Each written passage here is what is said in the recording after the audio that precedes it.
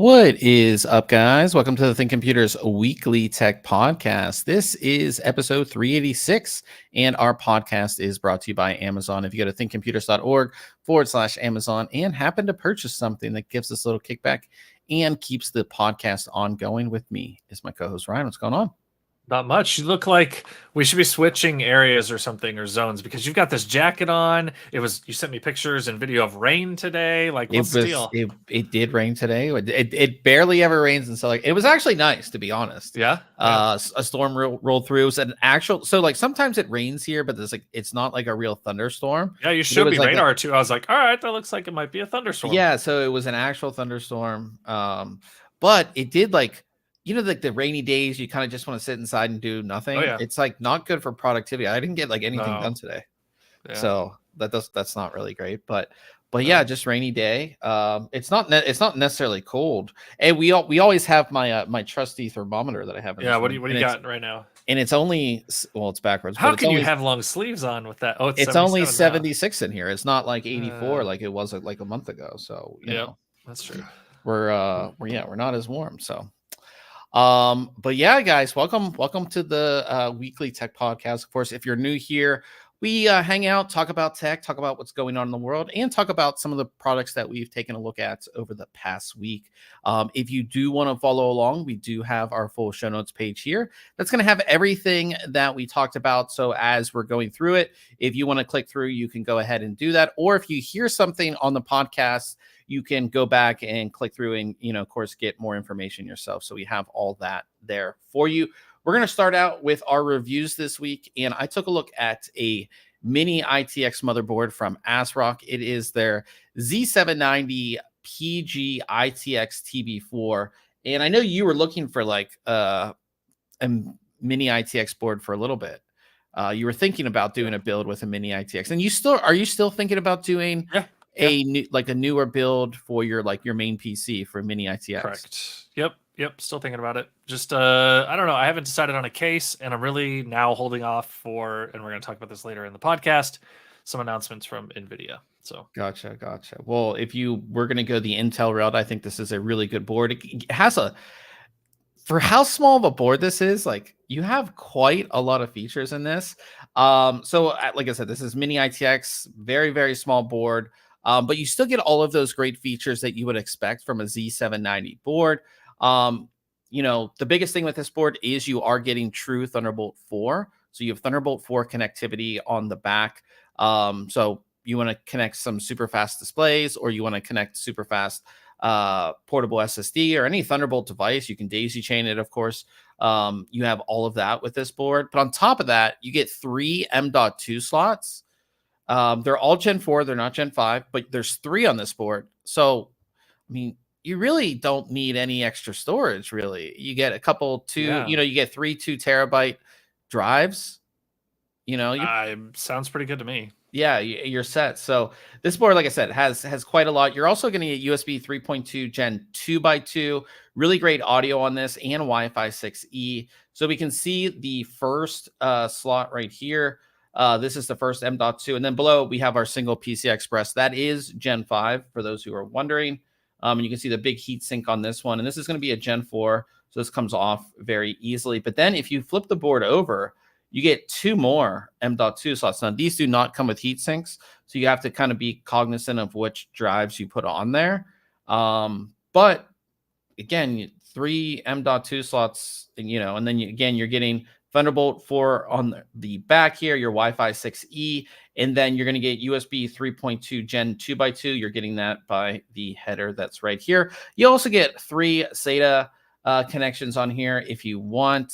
Who uses SATA these days? Come on. But yeah, but you still get 3 SATA ports there too. So lots of room for storage on this. So you could really build an incredibly powerful system. And again, for your power on this, it is going to be a 10-phase power design, so 10 plus 1 plus 1, which is more than enough power for new Core i9 processors.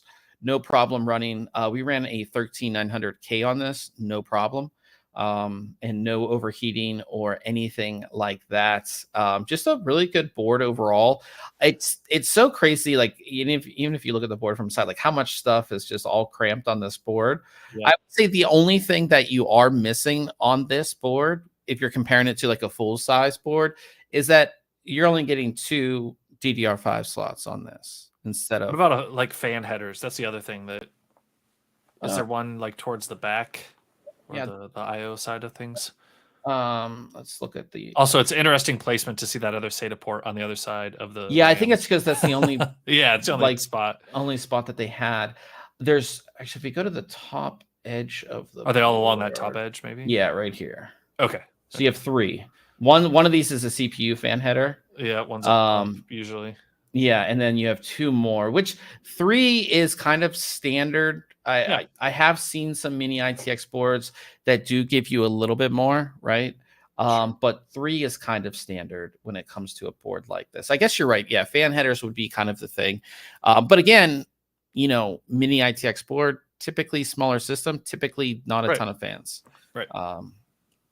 So yeah, like I said, I really like this board. Of course, you have the integrated IO shield, which you get, pretty much on every board these days. And their BIOS has been pretty good. It's still, I wouldn't call it the best BIOS out there, but it's still pretty good. Their software, if for those considered like their motherboard companion software, is definitely dated compared to something like Asus. Or even like MSI's new software, and they haven't really updated their software, but I know a lot of people don't even use the software. But I like this board. I think the big thing here is the Thunderbolt 4. That's a big addition on this. And then in Wi-Fi 6E, USB 3.2 Gen 2x2, lots of connectivity on this, which I think if you're going for a smaller system, I mean, that's kind of what you want. And the ability to not, we talk about small form factor systems, the ability to run all of your hard drives from the board on the board. So you don't even need hard drive space necessarily in that small form factor case either. That's definitely a plus as well. So like I said, I really like it. This is retailing for around $390, which makes it kind of sit with a lot of other Z790 Mini-ITX boards from other brands out there. But I do like this one. You're not going to get Gen 5 storage. If you go up in price for some of the other brands, you will get Gen 5 storage. But again, you're paying more for that. And I mean, Gen 4 storage is, you have a bunch of Gen 4 storage. It's plenty fast enough. It's cheap. Yeah. Right now. So yeah. Yeah. So, and like I said, I wasn't the biggest fan of the software. It's been the same for years now. So overall, like I said, if you're looking for a Z790 Mini-ITX motherboard, this is a solid choice. It gives you're not missing anything minus the Gen 5 for the storage. And again, it's not like you're getting like Gen 3 storage, like you're getting Gen 4 storage. So, and you're getting 3 slots too, which is, a lot. So, right. You buy the latest gen or the latest version of that Gen 4 stuff is what, up to 7,000 megabytes a second. Like that's plenty for 99% of people. Yeah, for sure. So yeah, like I said, I would definitely build a system around this board if you were looking. It's completely solid. Old Man is in the chat and he says, I like the LED software built into the BIOS setting of his ASRock board. No need for extra software. Yeah, I think like all of the major motherboard manufacturers in their BIOS now, they have the RGB LED setting because everybody knows, and it's not like it's no secret that like RGB software has been bad. Some people like it just doesn't work correctly. Like the software is just, I don't know, something wrong with the software. So you can actually change the RGB lighting or set the RGB effect you want in the BIOS, and then you'll never have to install the software. Now the software has gotten better, but since the beginning it hasn't been great. So it's nice that they finally have, like, a lot of the BIOSes initially didn't have it, and now they've built it into the BIOS, so you don't have to have software, which is definitely nice. So yeah, check out my review of this board. Like I said, I really enjoyed it, and if I was building a system, I'd be really pumped to have this board. So yeah, Ryan, if you want to bring up your review, Ryan took a look at a product that's really made for gamers, streamers, people who deal with audio, and that's kind of Ryan's thing here. There we go. Share. Done. Yeah, so I took a look at the Fifine AmpliGame SC3 audio mixer. I've taken a look at, just a couple months ago, really, a microphone from Fifine as well. So that's what I kind of paired up with this for the review. So let's just get And in. I think a lot of people, I wasn't necessarily as familiar with this brand either, but it looks like they have a lot of really cool products, and a lot of products, like you took a look at that was an XLR microphone, right? Yes. That microphone is XLR and USB. Okay, yes. Yeah. Correct. So they have a lot of products for gamers, streamers, things like that. Yeah. So it's nice to like see a new brand and be able to kind of like check out some of their products and see, because you see a new brand, you see it on Amazon, you see it somewhere, you're like, so I had used Fifine in the past for some projects at work. Okay. To get some other like obviously non-gaming type products, but like some of their microphones and other products, and had pretty good success with them. So when they reached out previously about that other mic, I was like, yeah, I'll see what, the quality of it is going to be. And then they obviously reached out to see if we wanted to take a look at this, which we did. So this is a multi-channel audio mixer, external from your PC. So we have just a quick look at the box here. Really no specifications on the box other than a picture of the mixer itself and some feature sets there. It does come with a USB Type-C cable, and that cable also has a little adapter on one end that's kind of molded onto it to change from Type-C to Type-A, so you can use it with a system that doesn't have a Type-C port on it. I really like that this is molded on there, though, so you don't lose this little adapter. Just kind of a nice feature there. Yeah, exactly.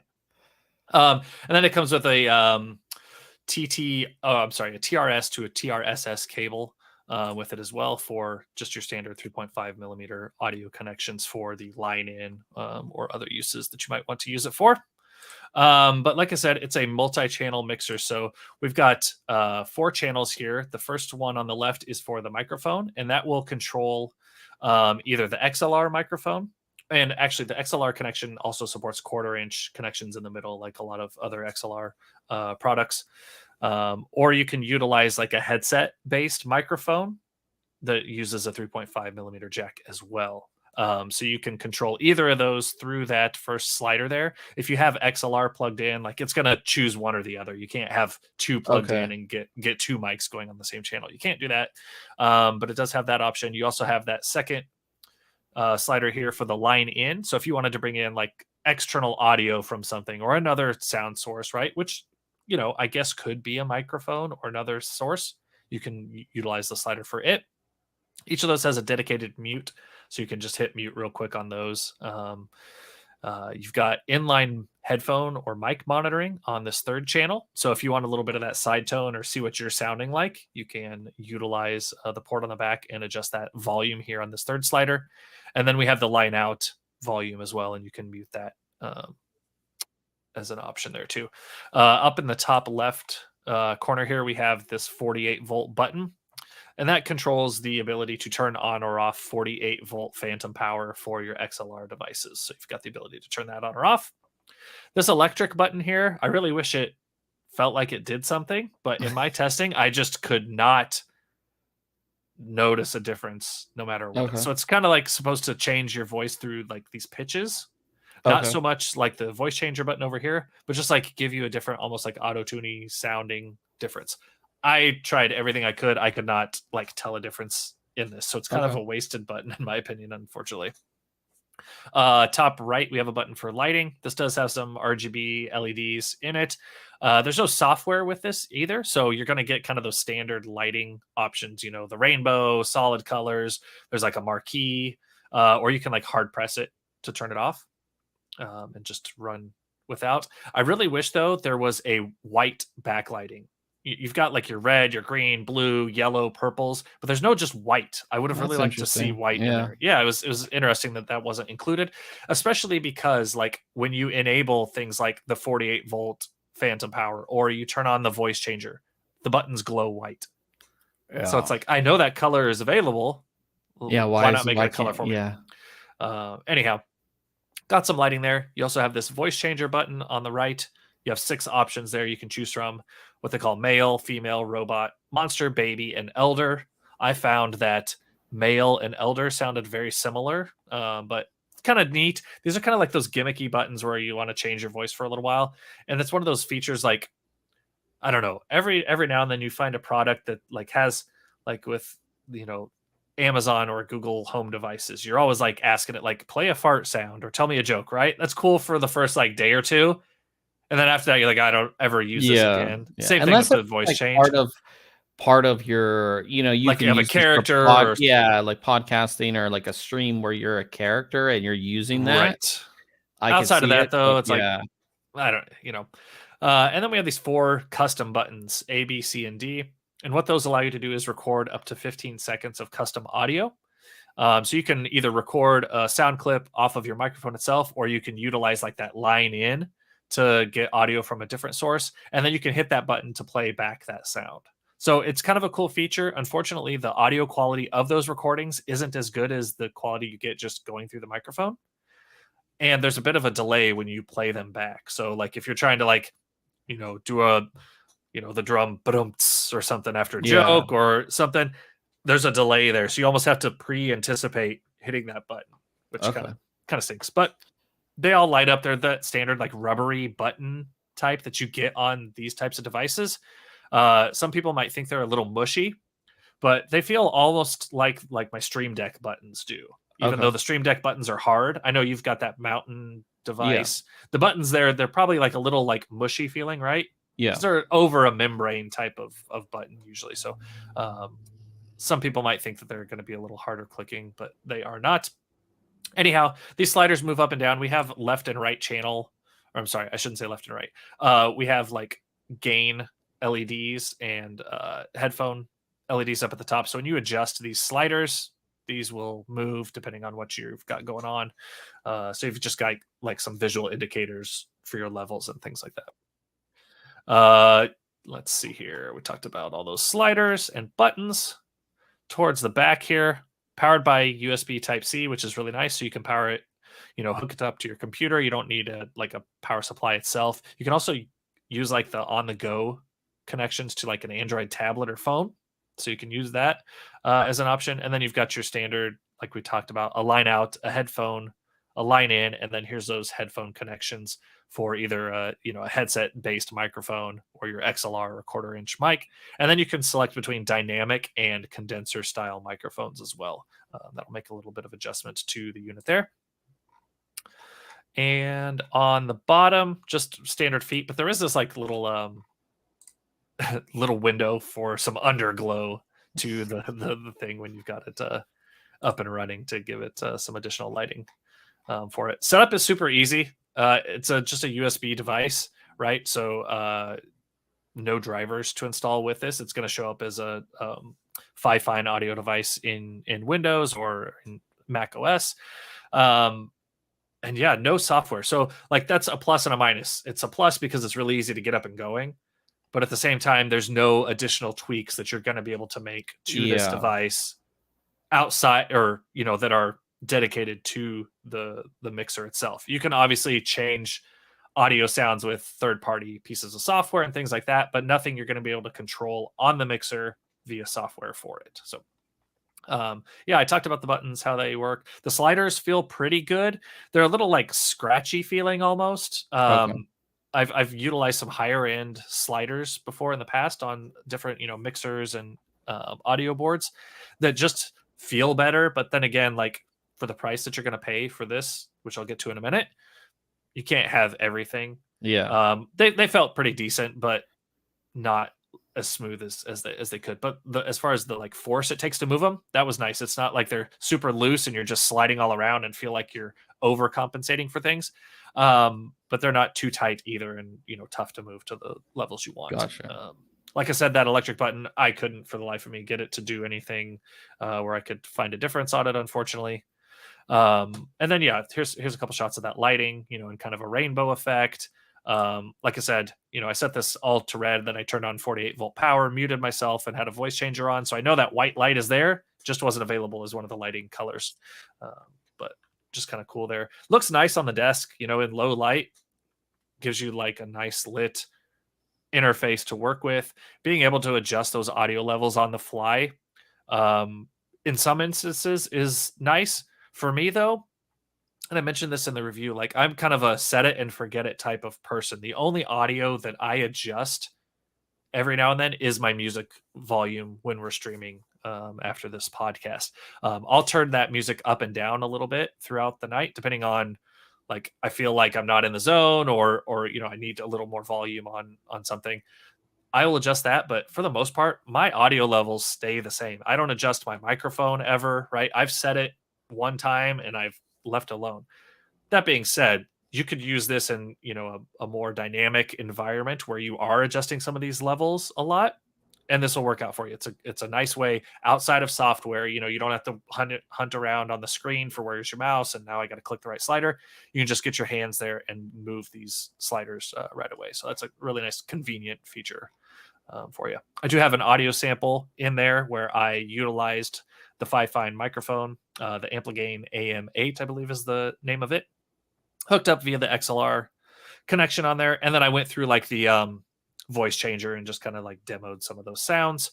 One thing I did notice, there was a bit of a hiss most of the time, and I had to have the levels all the way up on this for the microphone to really pick up and transmit sound very well. It was like I'm pushed this thing pedal to the metal in order for it to like work really well. You know what I mean? Unfortunately. So there's a bit of a background hiss in there. But the funny thing was, as soon as I enabled one of those voice modes, that cut out and it was like crystal clear. You turned the voice modes off and it kicked back through. So it was like, if you could just run the normal audio through whatever you've, ran through these processors for these voices, this thing would be much better.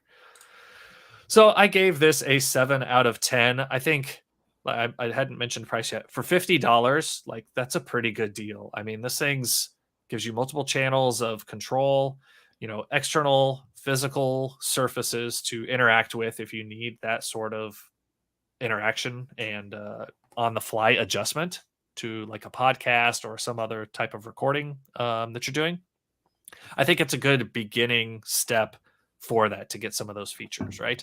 It's got XLR and 3.5 millimeter microphone support, 48 volt phantom power, inline monitoring, which is really nice.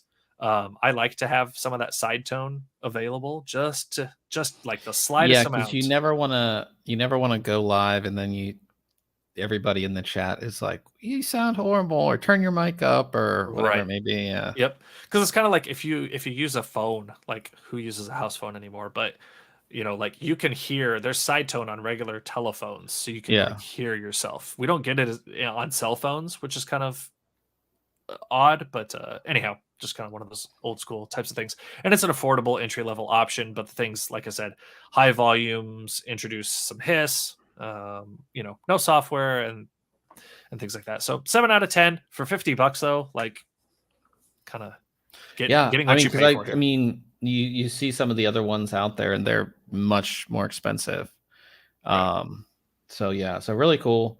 And yeah, that was like, cause you had talked about for a while, you were wanting one of those, and we had talked about the Go XLR for a while. So pretty cool. And again, when we talk about like setups and things like that, I mean, with all the lights on, this is going to look pretty cool sitting on your desk. Oh yeah, absolutely. Yep. Yeah. So we have Jared, my friend Jared's in the chat. Good. He said landline versus cellular. Ryan's old. Ryan's an old. I got them both. Yeah. I don't have a landline. So but yeah, cool to check that out. Of course, check out Ryan's review there. We'll move on from that to Case Mod Friday, and we have another build from Snef Computer Design. And this one is, we've seen a handful of these, Ryan. We've seen a handful of these Asus ProArt themed builds. And this one, it's his own custom case that he made with, of course, Asus ProArt parts and the theme. If you're not familiar with the Asus ProArt theme, it's black and like I would say like a rich gold color. Like the actual, like an actual real like gold. Yeah, a metallic gold. Yeah.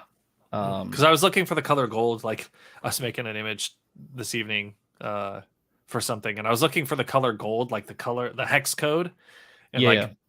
it was something, and it was like, no, like how do I get this color? But in order to have this look, it's multiple tones. It's not just a single color, right? Yeah. So it's that metallic gold look. It's Yeah, and I very didn't cool even though. notice this This thing looks sick. when I first looked at it, but like you have like the channels built in here. I didn't really notice those Yep. initially.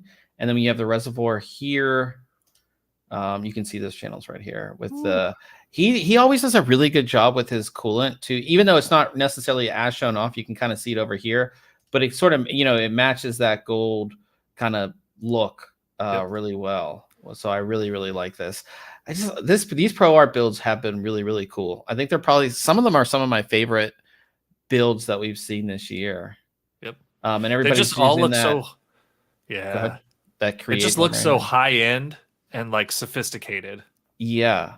And I think that's the cool thing about the Pro Art line is like these, Asus has these products are made for designers, visual creators and things like that. And like a lot of them don't care about RGB and flashiness and any of that kind of stuff. So to have an entire product line, you can get pretty much Pro Art, like, graphics card, motherboard, of course, the monitors, things like that. It's cool to see. And it's cool to see people like Snef, and I know GGF did a Pro Art build, and some other people that we featured as well, like to bring all that together and just have this sleek and sophisticated build. And look at the motherboard screws are gold as well, and a hex head on them.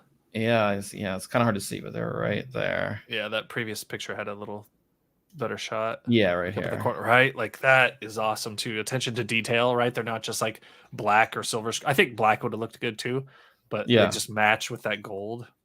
Yeah, Snef is always really good with like little attention to detail that you might not see the initial first time, and then you see it and you're like, wow, like I would Yep. never have thought of that. Like even the screws are gold, like these Yeah. ones too up here. Yep. So they kind of, it just all kinds of, it goes together really well. He does have a screen in the case as well. So really cool overall. Like I said, I really like these builds. Just sleek, just very, very sleek. So definitely go ahead and check this one out. Of course, shout out to Snef Computer Design. He's probably one of my favorites. We feature him a lot, so he must be one of my favorites.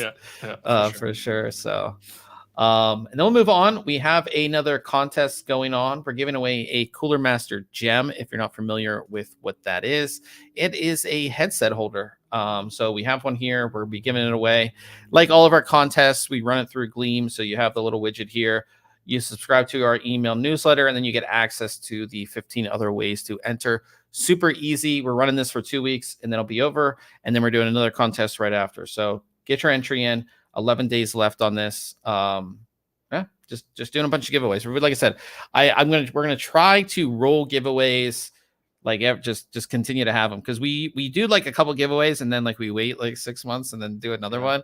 We're just gonna try to roll giveaways. Every month, every couple weeks, we'll have a giveaway. So trying to get back to you guys. So get your entry in. Check out the show notes for the link, or if you're on the website, just go to contests at the top, and then it will be the first one that's listed there. So you guys can get your entry in. Old man in the chat said, I transferred my custom water-cooled build from one case to another with a new motherboard CPU. It took hours. Yeah, Ryan knows all about that, don't you, Ryan?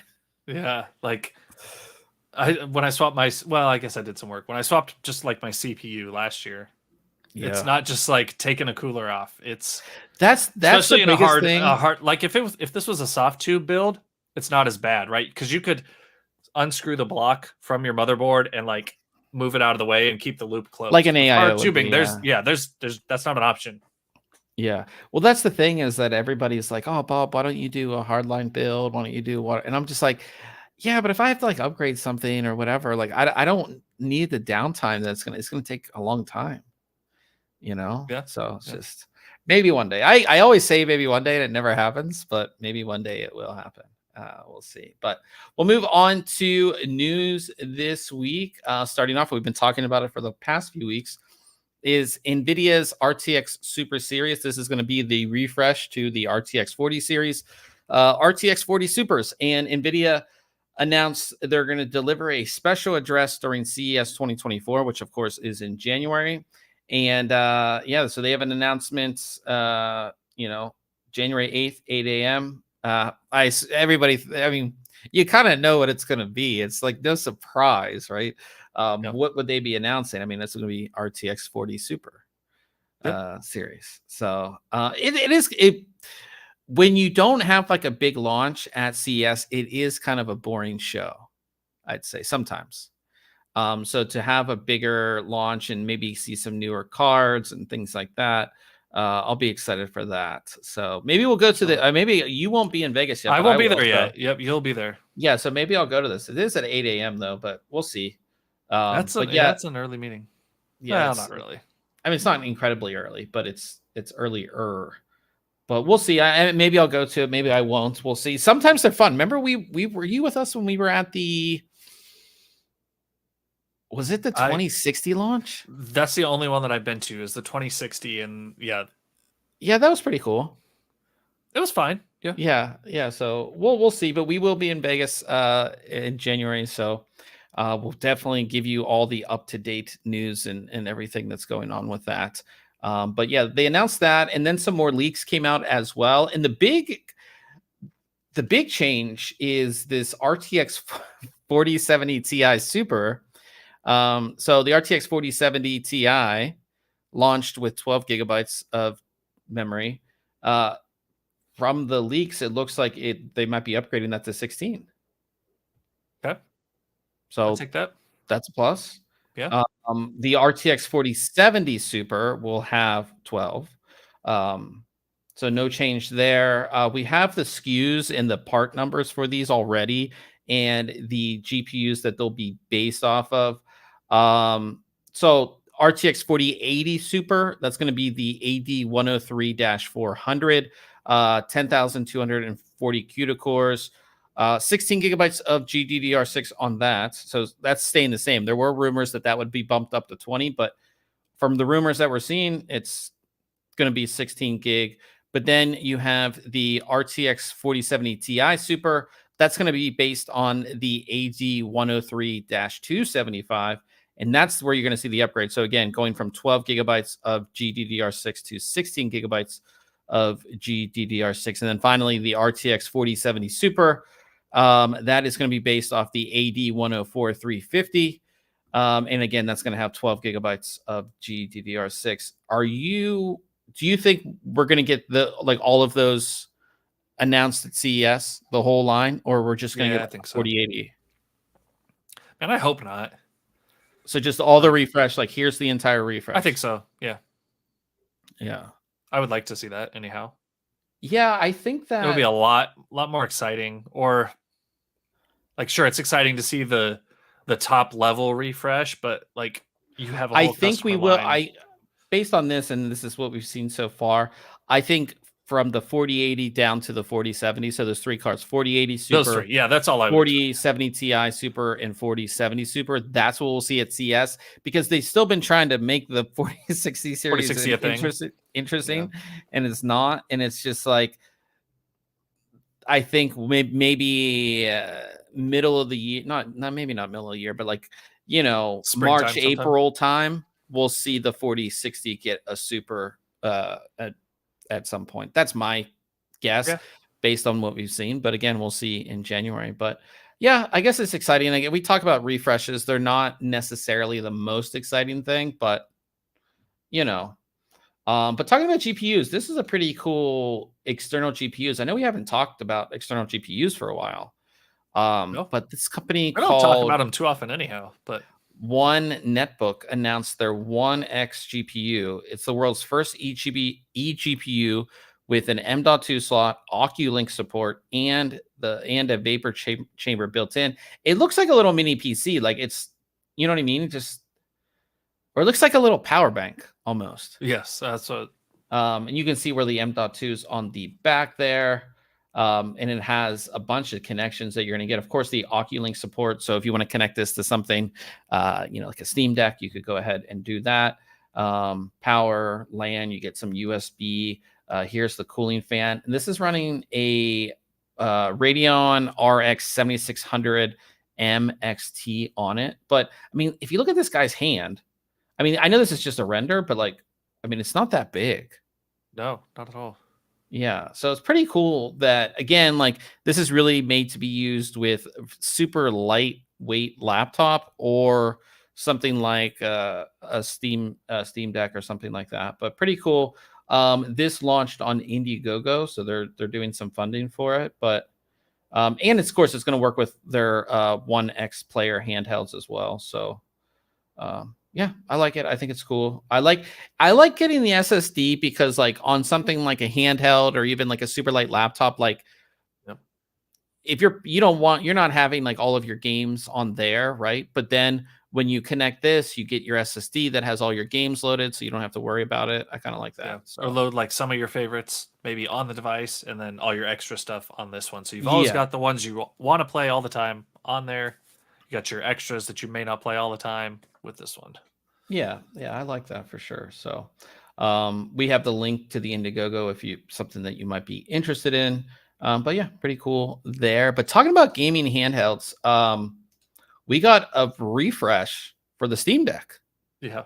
I And I was kind of expecting it because I think we had talked about this. I was like, we're gonna you're gonna have to see a Steam Deck refresh because, you know, you see especially the ROG Ally and Lenovo Go coming out, and we've seen yeah. some other devices, and the Steam Deck's just looking a little old.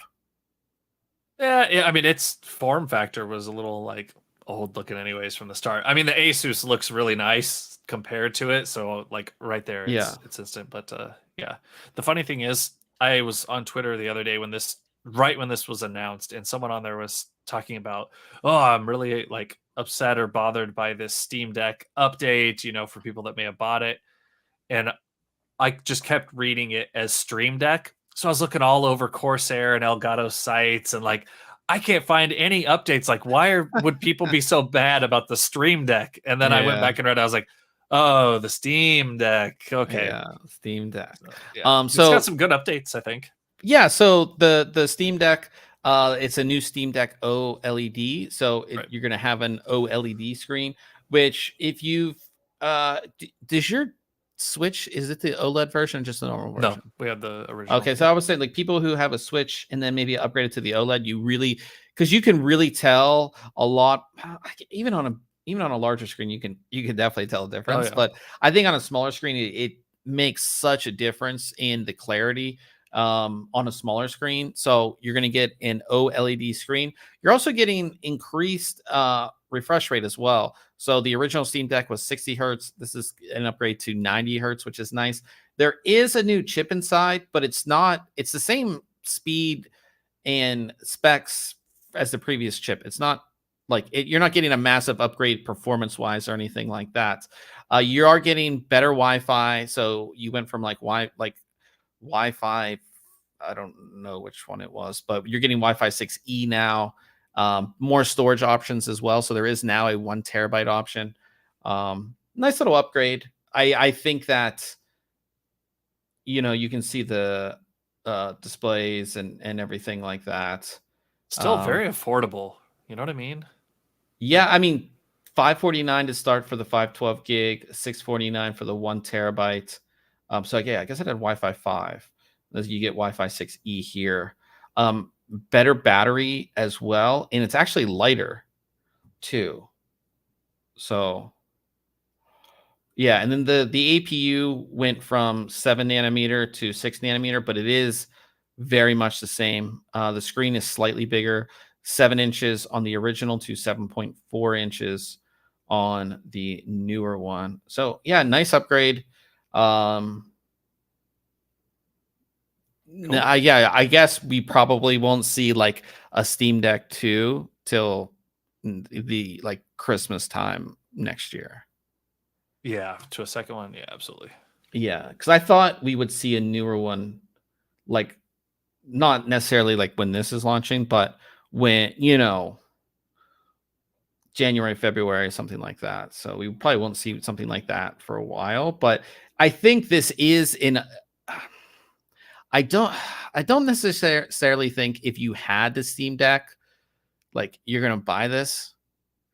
But I think it's if you're somebody who's considering buying a handheld, this gives you it gives you the Steam Deck is a choice again because the screen will look so much better. So I think that's the thing. It puts it back in the conversation with the Lenovo Go and the ROG Ally as a choice. Whereas especially when the ROG Ally came out, it was just like the ROG Ally is just so much better.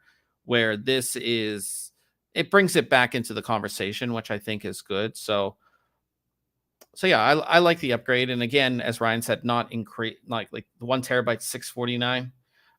And I mean, for those who don't know, I mean, this is a fully fledged computer, that you can, I mean, it's mainly made for gaming, obviously, but you can do other things with it as well. So yeah, pretty cool to see that, for sure. So, would you, if you had the choice and, you had, what is this? You had $700. Are you buying this? Are you buying the ROG Ally, or are you buying a new graphics card? No, new graphics card. Okay, I was just wondering. Yep. Let's see if you were.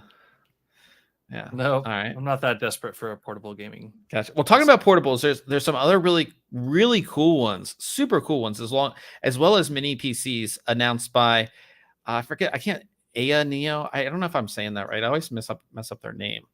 But they have these like retro. They're coming out with these retro style handhelds, as well as some really cool mini PCs.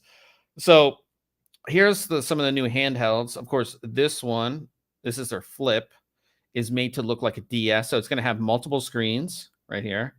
And then they have their Flip that has the keyboard instead of the screen. But I mean, this is made to look like the DS right here. I forget this. I don't know what this one's made to look like. The slide. The screen kind of slides up. And then they have these are all mini PCs, obviously. But these aren't handhelds. These are 2 mini PCs. What's this one called? This one's called the PC AMO1. That's funny. Or no, it's the Retro Mini. Yeah, Retro Mini PC AMO1. So it's a mini PC. You can see the connections at the back here, but it's made to look like a Macintosh. Yep. So I think it's pretty cool. It's like a little throwback. Something this would be really cool to like have sitting, like for like a home theater PC, but just kind of like sitting there.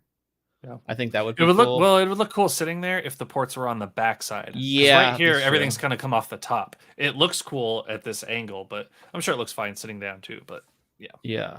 And then we have this one, which is the AMO2, which is made to look like a Nintendo. I don't think they pull this one off as well. Yeah.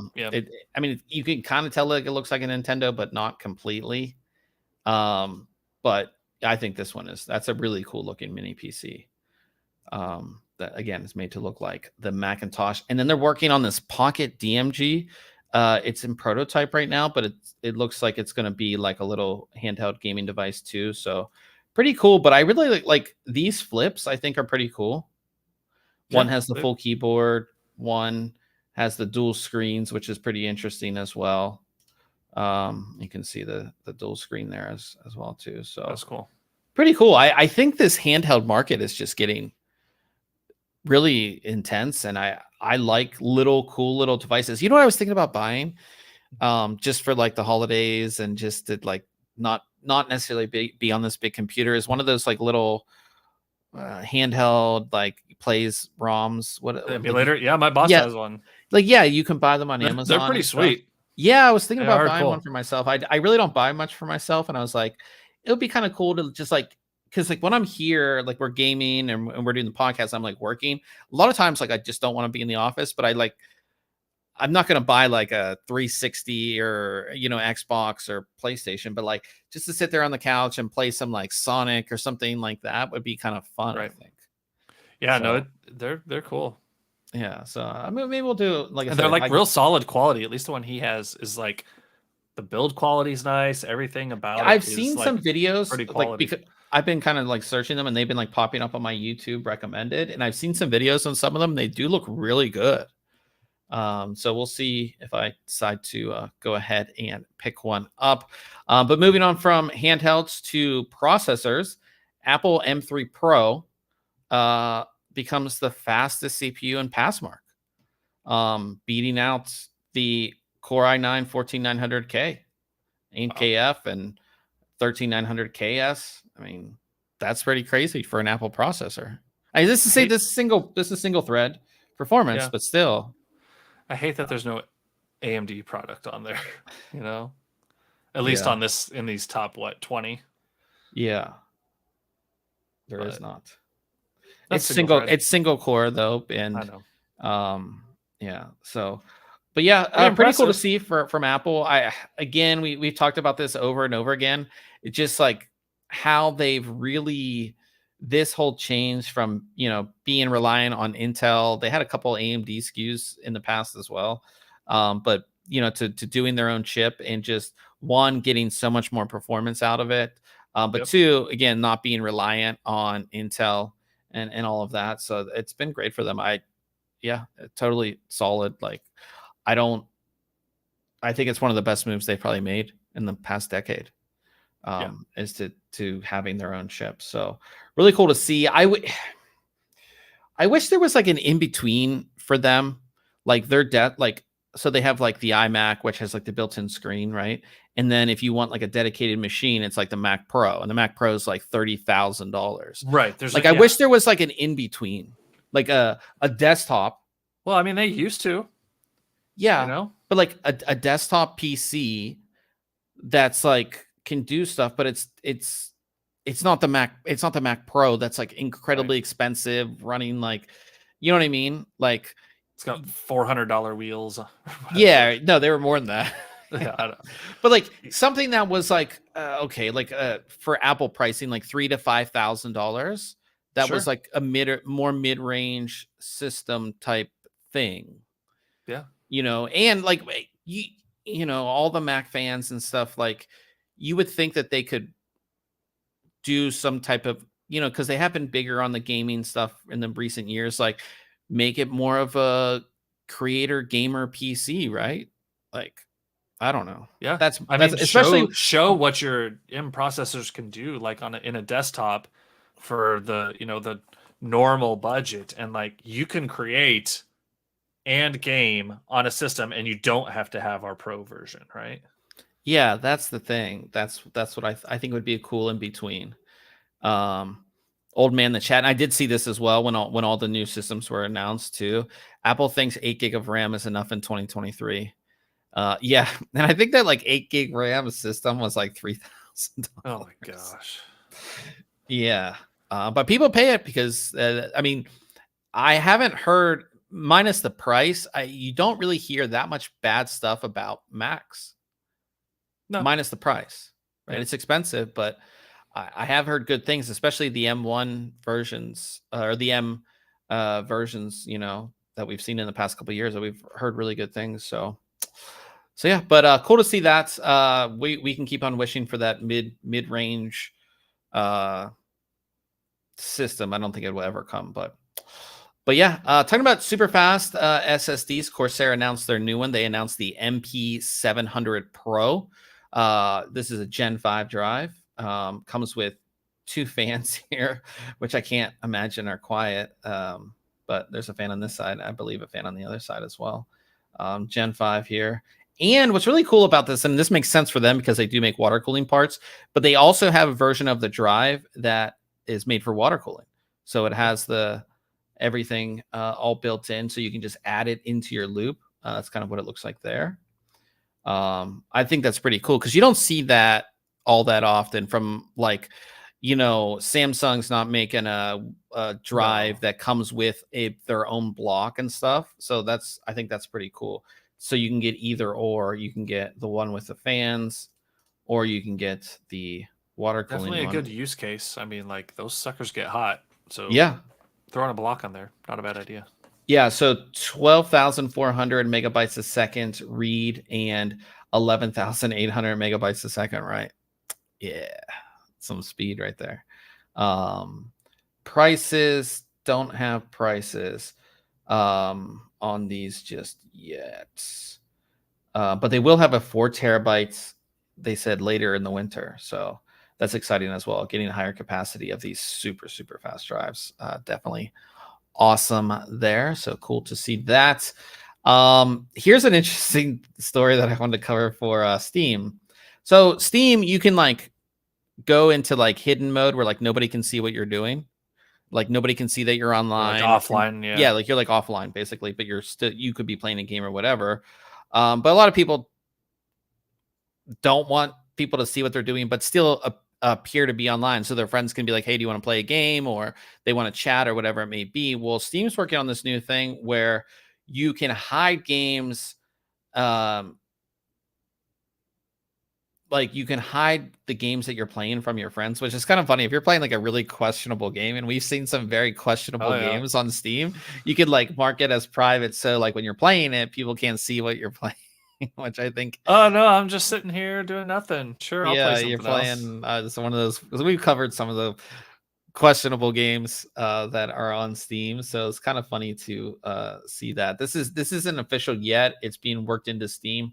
But I do like it because you know, you do want some sense of privacy, but again, the only available option that you had was to like be off, like appear offline to your Right, friends. You right, know what I mean? right. And then you see all your friends are playing, and then you're like, oh, why didn't they ask me? Oh, I'm appear, like I'm kind of signed offline. So it's Yeah. cool to see that this will be added in. Again, if you're somebody who's playing some questionable games, then you can enable that feature for sure. And then we have some GTA 6 updates. Of course, co-op, people are talking about it's going to have co-op, which definitely makes sense. Other people are suggesting that it's going to make $1 billion in its first week. What do you think? I mean, I think it probably has potential. I think it will. You think so? I mean, it's gonna have so much anticipation. Yeah, it's definitely possible. I think It's the gaming most has anticipated. grown since like GTA 5 came out, obviously. Yeah. And that game's made billions, in its Yeah. life cycle, but to do it in the first week is a pretty big achievement, if so. Yeah, I think they can definitely do $1 billion the first week. It's going to be such a fun game. I'm really excited for it. I saw somebody it was on, I think it was on Instagram. They're like, when, in December when they announce the date for GTA 6 and they say 2027 or something crazy. That would be kind of funny. Like, oh yeah, 3 years from now, That'd kill it. You'd be like, yeah, I think it will be a year out. Still a year. Maybe, yeah. I don't know. God, I hope not. The piece I care about the most is like, as long as it launches like all across all platforms, I'll be fine. That would be a first from Rockstar. So that's what I would hope. The only thing, if that's not the case, I don't want it to be like years either to launch on PC. You'd want it, if it launches on console first, that's fine, but like 3 months, 6 months max to get it on PC. You know what I mean? Yeah.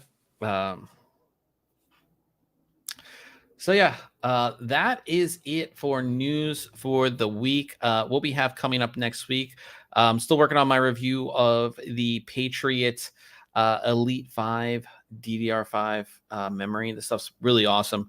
I've been testing it pretty much the past like week, and it's been really awesome. So I'll have that for you guys in the next few days. Also taking a look at a new chair, and I've been needing a new chair. I feel like I've had this chair that I sit in for like ever. So I get a new chair. I can tell you have not had it as long as the chair I'm sitting in. So okay, just throwing that out there. Well, didn't you get it? We sent you a chair, did we not? Yeah, I've had 2. Okay. Well, if you want another one, you just let me know. But this is the Odin Link Ergo Max 747. I'm actually a huge fan of these like Ergo chairs. This one that I have is an Ergo chair. I'm a huge fan. This thing looks really awesome. I'm really excited to really use it and see how it does. 15-year warranty on this, so that's really awesome as well. So looks like all steel frame too. So I'm really excited to see what this is about, because we always talk about like, oh yeah, you're gonna spend all this money on your PC, but you should invest in a good chair. And we'll see if this is one of those good chairs, because you can see chairs that are very expensive, but then you sit in them and they're not great. So we'll see if this is worth the hype for that. So that's the Odin Lake Ergo Max 747. And then I'm taking a look at a really interesting mouse. It looks like an old school mouse, but it is pretty interesting. So this is the Low Free Touch PBT, and it actually has key switches in it, like the actual key switches, like you would find in a keyboard. And then the keycaps are actually PBT keycaps on there. Definitely kind of like an older school design too on this. It's but yeah, good pretty with that interesting. mini PC from the other company. Yeah, it would. Yeah, it would go really well with that. But yeah, pretty interesting. It is wireless. We'll see how it feels. I was kind of hesitant to review this, but I was like, let me see what this feels like. It looks very tall. It's not necessarily. I wish I had it. It's sitting over there, but just that side profile image made it look like it was tall. Yeah, yeah. If this becomes your new mouse, like, what if I become so good at games because of this mouse? Yeah, we'll see. We'll see how I like it. So I'll be taking a look at that next week as well. So excited to have all that stuff for you. We're getting closer to the end of the year, man. Lots of reviews to get done and catch up with. At the end of every podcast, we do have our question of the week. And this week, the question is, what was the first laptop that you ever owned? I know which one we had. Well, which one we had. My dad had a laptop from work. Okay. This I won't count this one, but he had this laptop from work, and for some reason from work they had put the game Descent on it. Do you remember the game Descent? Oh yeah. And I mean, this laptop was. I mean, we're talking. This was. That has to be old. Yeah. Mid 90s, right? Yeah. Like 92 to 96 ish time period. So that was the first one we had in the house. I mean, it was thick as all get out. But the first laptop that I personally had that I would say that I bought that was new was actually that Dell gaming laptop. I take that back. I had an Asus G72 GX, I think is what it was. It was this monster 17-inch. Yeah, I think it was a G72 GX. Up here. Yeah, and I bought that from Best Buy one year. It had a Core 2 Duo, like 4300 or something right here? like that. Yes, and it's a 17-inch screen. Yeah, it came with 6 gigs of RAM, which was like a weird amount. Yeah, but at the time, a lot for the time. Huge, I mean, it's enormous. I still have it actually. Optical drive, I was happy because it had USB 2.0 on it. It had GTX something in there, so yeah, I had Core 2 Duo P8700, 2 cores. Yeah, 2 cores, 4 threads. Yeah, and I think I have Windows 10 running on it if I'm not mistaken. Interesting. I think it came with Vista, maybe. Okay. Yeah. It. Did you enjoy it? Did you like it? I did. I had it for. I think I even brought that to a QuakeCon. Okay. And used it as my machine. One year, maybe not. Nah, maybe. I think so. Was it I remember? Actually, I know I did. It still has the QuakeCon sticker on the bottom of it. I know I did. Okay, I remember, my first laptop. I just remember getting. I was so happy, and it was everything I wanted it to be. You know what I mean? Yeah. So mine was the Dell XPS M1210, which. Oh, I remember this one too. Yeah. Yeah, and it had a webcam at the time. Let's see if I have could find some pictures of it. Oh, that's not the one. That is not it. And I saved up my money to buy this thing. This is it right here. Oh, that's not it either. That one doesn't have the webcam. Man, look at you clicking on the wrong. It's like this one. Let me see if they have. Yeah. So Yeah, I remember it had the battery that sticked out That of the sticks back. out from the back. Yeah, it had they had. I mean, it had Ethernet, but it Yep. had dedicated graphics. That's why I bought it. You can see like the thick, like these all heat sinks inside there. Had a modem in it. Yeah, and it had PCMCIA. yeah, slot. Oh, And I yeah. remember using I had like a Sprint card that I would put in there to like use Yep. it on the go and stuff, and it had the DVD drive in it. Yep. Yeah, it even had Firewire. Yeah, man, this is an awesome laptop, man. And then eSATA maybe. yeah, and then it had like the web. I was so happy about the webcam because I was like starting to do some streaming stuff too, like way back then. Let me see if I can find some pictures of the. Oh my gosh. Yeah, the webcam was cool because you could like it was like on a swivel, so you could adjust it a little bit. Yeah. I was so happy to get this thing, man. And it had, like I said, it had the dedicated graphics. Like I was like, I remember flying to Vegas for CES. Might have been like my like second or third. And I was like, I'm gonna play some games on the flight because I have this Yeah, I have this laptop that can do it. You know what I mean? Yeah. Yeah, I love this thing. This thing was one of my like favorite tech things I think I ever had. It was my first like actual laptop like that I you know, I might have used some laptops in the past, but like it was never mine. You know, it was like a friend's or somebody else's. And this was like I bought this with my own money, and I was just so pumped about it. He's talking about how one of his had a really bad screen. If you were at the wrong angle, it's just you can't see anything. I know what you mean. Yeah, it's crazy how good laptops have got. So I remember this, and it was like, yeah, like if I played a game on this, like on the plane, like it would last like 40 minutes. Your batteries sucked. Yeah, but yeah, this thing was so cool, man. But yeah, no, thinking about that, I still have that Dell, you know, that you always make fun of because it's big for today's standards. Kind of, it runs well, but I haven't powered that thing on in probably, I don't know, 6 months. Yeah, because I have this other HP that's thin and light, but it's even that one's kind of old, and I don't know. They're handy to have. Yeah, it was just like it was such a cool thing. I think I might have been still in college when I bought it. I don't remember, but I was super excited about it. So, but that was our question of the week. Yeah, old man was talking about his compact that he had. He had Windows 98 on it. That's crazy. I think this Dell shipped with Vista on it. Damn. Yeah, actually, mine I think came with 7 because I remember it having a Windows 7 sticker on it.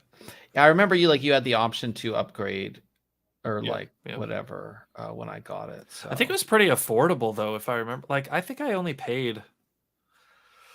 I remember saving up. I remember saving up for months to get this because you could get the one that didn't have the integrated graphics, but I was like, I want the integrated graphics. Of course. I wanted the dedicated graphics. I mean, yeah, I think that one had a 260 mobile or something, a GTX 260.